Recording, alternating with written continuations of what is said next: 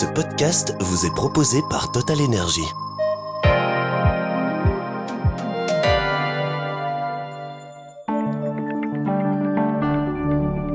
Bienvenue dans ce Trends des marchés de Z sur 7. Nous sommes le samedi 20 septembre. Je m'appelle Marion Boxo et avec mon invité Philippe Evrard de Belfius Private, nous revenons sur les bonnes performances des marchés émergents depuis le début de l'année. Il est l'heure de s'intéresser aux résultats boursiers de cette journée. Les bourses européennes ont terminé cette semaine globalement positive sur une note mitigée alors que les investisseurs ont retiré une partie de leurs bénéfices dans un contexte de regain des tensions sur les taux longs obligataires. Sur Euronext Bruxelles, Cofinimo a clôturé la séance en tête du Belvin. Orindis Exmar a bondi après avoir décroché un contrat de 5 ans pour la location de son unité flottante de stockage de gaz en Colombie.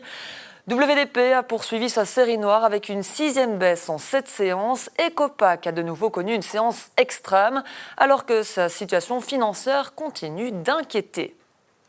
Et pour aller plus loin dans l'actualité des marchés, j'ai à mes côtés Philippe Evrard de Belfius Private. Bonsoir Philippe. Oui, bonsoir Marion. Alors aujourd'hui, il y a aussi un appel téléphonique important entre Xi Jinping et Donald Trump. Que retenir de cet appel? Quels sont les grands messages qui ont été envoyés? Alors, outre TikTok qui avait évidemment fait parler de lui pour avoir une dépendance plus forte aux États-Unis, ils ont évidemment parlé des droits de douane. Alors, on se souvient qu'en avril, au moment où Donald Trump a lancé sa guerre tarifaire, ces droits de douane entre les États-Unis et la Chine ont connu une escalade de 15, 20, 30, 50, 100, 150%. C'était assez fou. Maintenant, on sent que la raison commence à revenir doucement, donc ils sont en train de mettre en place un processus de désescalade et il n'y a rien à faire là. Les États-Unis ont besoin de la Chine, tant à un niveau commercial, la Chine est un gros fournisseur de matières premières, de métaux rares, également de tout ce qui est composante IT, mais la Chine est aussi un acteur financier important aux États-Unis, elle détient de l'ordre de 8 à 9% de la dette publique américaine, il faut le savoir. Et c'est un outil de communication très important aussi pour Donald Trump. Alors, dans le même temps, les marchés émergents se sont plutôt bien portés financièrement depuis le début de l'année. Avec quelle performance, Philippe? Alors, quand vous regardez l'indice phare des pays émergents, le MSCI Emerging Markets, il fait plus de 28% depuis le début de l'année, comme l'Europe. Donc aussi 28%. Par contre, les États-Unis sont plus à la traîne, ils sont à plus 14% depuis le début de l'année. Alors si vous regardez plus des composantes plutôt chinoises, quand vous regardez plus ces marchés, ils sont aussi de l'ordre de 16 à 36% en fonction de ce que vous regardez. Les pays émergents, donc il faut être bien clair sur la définition. Évidemment, c'est un pays qui n'est pas développé, hein, c'est le contraire.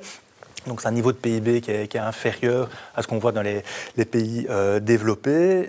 Mais il y a également toute une politique qui est mise en place en termes de mise en place de standardisation, de normes, comme par exemple la sécurité sociale qui apparaît de plus en plus dans ces pays émergents.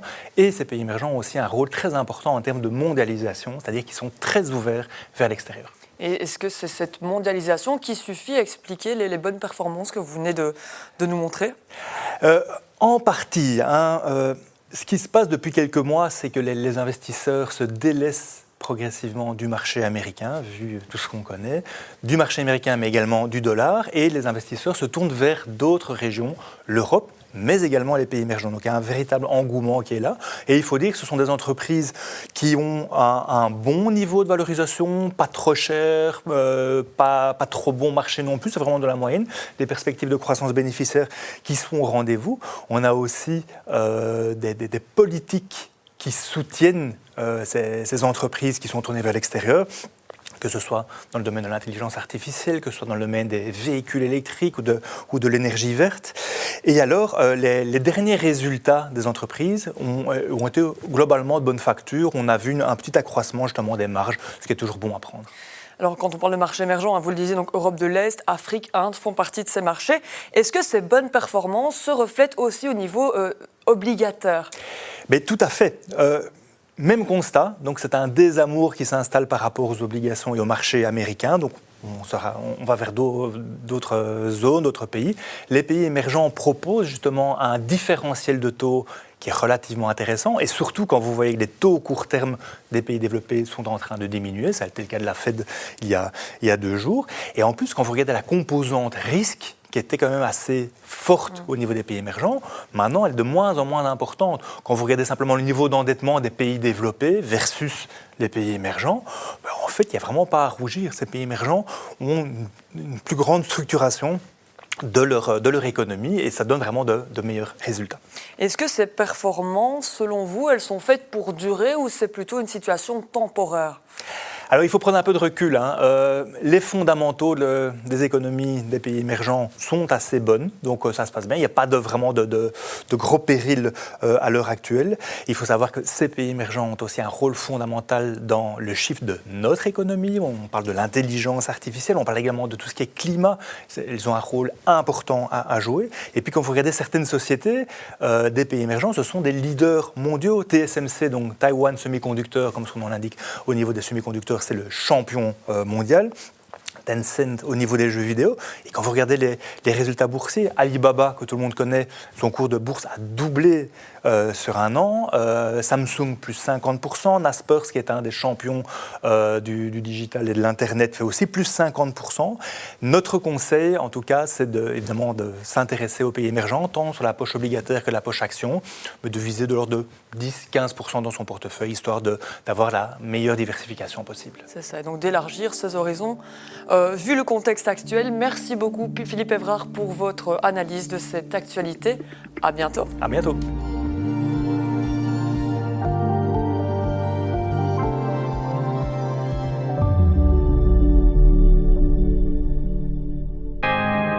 Merci d'avoir écouté ce podcast proposé par Total Energy.